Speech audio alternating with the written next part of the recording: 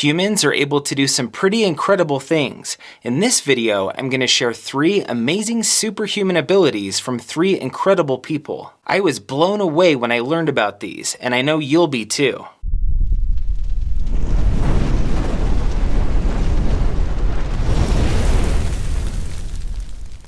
What's going on, everyone? Welcome to my channel and thanks for joining me today. My name's Derek and the stories I'll be sharing with you are 100% real and totally incredible, so stick around and make sure you don't miss any of them. I share new stories every week on my channel that sound too crazy to be true but are in fact real. If you want to join me for those, and I'd love to have you along, hit the subscribe button and the notification bell. Okay, with that squared away, let's get going with the first story. Do you remember when you were a kid and you'd try and eat anything you could get your hands on? Luckily, that's a phase we grow out of. Well, most of us except Michel. Michel was known as Mr. Eat-All because there was almost nothing he didn't eat. He was born in France in 1950, and starting around the age of 9, he developed cravings for things you just don't eat. He began eating things like glass, metal, and rubber. The incredible thing is that as he ate these dangerous objects, his body developed a tolerance for them. Somehow his body was able to digest things that you think would be impossible. It's been said that he began this unusual habit when he was drinking from a glass and it ended up breaking. Rather than spitting out any glass pieces like the rest of us would have, Michel began crunching on the glass pieces and swallowed them. Surprisingly, he didn't cut his mouth or throat in the process, and he actually enjoyed the experience. Whether it was the taste or maybe some kind of adrenaline rush he got, I'm not exactly sure, but he soon branched out from glass and also began eating metals and rubber. He started with small nuts and bolts and then quickly progressed to larger objects. What kinds of objects? Glad you asked. Bicycles, televisions, beds, computers, and chandeliers, just to name a few. He would take these objects, like a bike for example, and take it apart into smaller pieces. Then, one by one, he'd eat all of the pieces until he consumed the entire object. He used this strategy to eat his biggest object of all, and when I tell you what it is, it's going to completely blow your mind. He ate an entire Cessna 150 airplane, piece by piece, over a 2-year period. Eating the plane is an incredible feat in and of itself.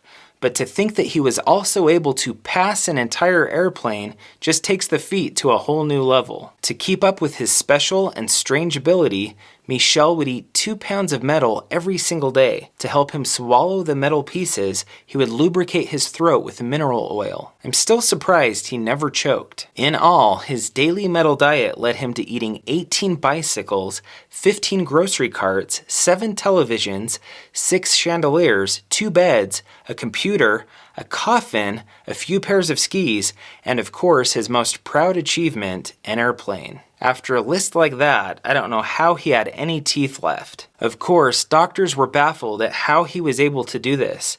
They conducted tests and discovered that his stomach lining was much thicker than the average person's. His intestines were as well, which made it possible for his body to pass the objects. It was also discovered he had a condition called pica. The condition caused him to want to eat really weird non-food items. His interesting diet never made him feel sick, but you're gonna be shocked when I tell you 2 food items that did make him feel sick. Ready? Bananas and hard-boiled eggs. It's really bizarre to me that 2 really soft foods that are easy to eat and digest would make him sick.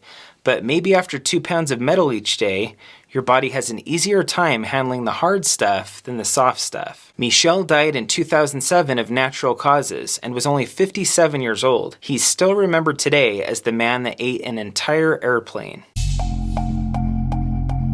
Some people have a photographic memory where they're able to remember specific details of people, places, etc. But Stephen Wiltshire is known as the human camera because his photographic memory is at an entirely different level. Stephen was born in England in 1974 and was diagnosed with autism when he was 3 years old.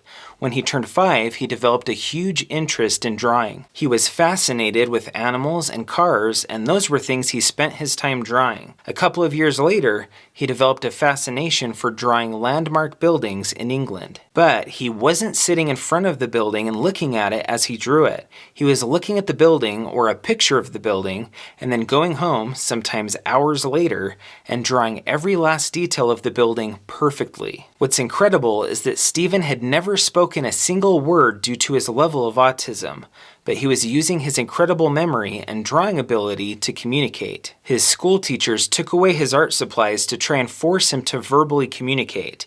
He would respond by making sounds until he finally said his first word, which was paper. 2 years later, at the age of 9, he was able to speak. Around that time, he started landing gigs to sketch landmarks and buildings.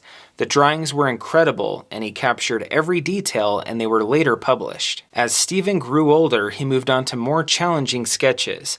Instead of remembering and drawing individual buildings, he began perfectly drawing entire cityscapes. He would only need to briefly look at the scenery. Though it was only for a few moments, his brain was remembering every last detail, where trees were, where shade hit, where cars were parked, and what buildings had lights on. Then he'd go home and begin sketching it out, working until it was a perfect replication. Every object was in its exact place and in its proper dimension. What's also amazing is that he's able to update his memory as the environment changes. For example, if a new tree is planted in front of a skyline, he's immediately able to tell, and he can draw it. He's gone on to draw many iconic scenes and landmarks from around the world, even drawing entire city panoramas. One of his largest pieces was a 360-degree drawing he did of the London skyline. Highly talented artists would have a hard time with this kind of a drawing, even being able to sit there with the scene right in front of them the whole time. Well, during a short helicopter ride, Stephen used his memory to capture every building and object in its appearance and size. The entire area he was remembering was 7 square miles. After the helicopter flight, he began drawing from memory on a 13-foot curved canvas. 5 days later, he completed the drawing with perfect accuracy. Every building in the skyline even had the exact number of floors. Stephen continues to draw and travel the world with his amazing drawings. He even does live drawing shows where people can watch him in action. He's incredibly gifted, and it's amazing to be able to see the world through his eyes. I just wish I could draw a somewhat decent-looking human face. One thing I've never liked is the bitter cold. I can deal with some extreme temperatures, but I don't like to be out in them unless I have to. Well, Wim Hof doesn't have this issue. In fact, he actually loves to be in incredibly cold environments. They're his form of heaven, and he's been given the nickname the Iceman. The Iceman is a fitting nickname for someone that can withstand extremely cold temperatures that would damage or kill the average person. He prefers direct body contact with the extreme cold, so when he puts himself in these environments, he wears very little. He first discovered his unique ability to tolerate the cold when he was 17. He was walking through a park one day in his home country of the Netherlands. It was the dead of winter, so everything was frozen and iced over. There was a canal with freezing water, and Wim began to wonder how it would feel to jump in the water. So, of course, he threw caution to the wind and jumped in. He was expecting to feel the extreme cold and then immediately want to get out. Well, he was shocked when he jumped in, and it felt amazing to him. When he pulled himself out of the canal, he still felt incredible. From that point on, he would jump into the freezing canal every day. His body never showed any signs of hypothermia, and it reacted the same way as if he was taking a hot shower. Over the years, Wim decided to push the limits with his ability and new obsession.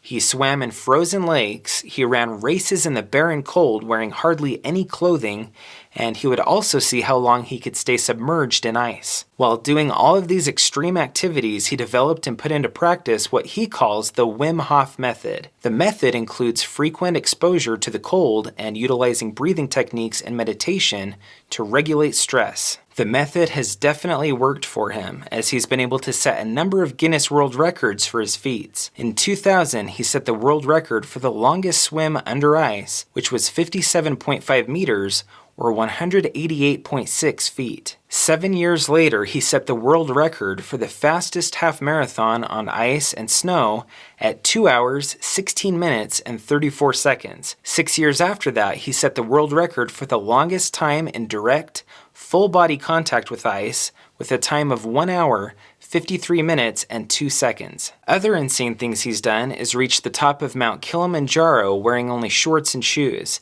and climbing nearly 24,000 feet of Mount Everest wearing only shorts and shoes, before having to stop because of a foot injury. It's safe to say nothing's too cold for the Iceman. He still continues using and teaching the Wim Hof method. Well guys, that will do it for today's superhuman abilities. Thanks again for joining me, and don't forget to subscribe and turn on notifications so you can join me for new stories every week. Drop a like on this video if you enjoyed it, and don't forget to share it with someone you know. If you want to pass along a story idea for a future video, drop it in the comments, and while you're down there, let me know which superhuman ability you thought was the craziest from this video. Stay happy, stay healthy, and I'll see you next time.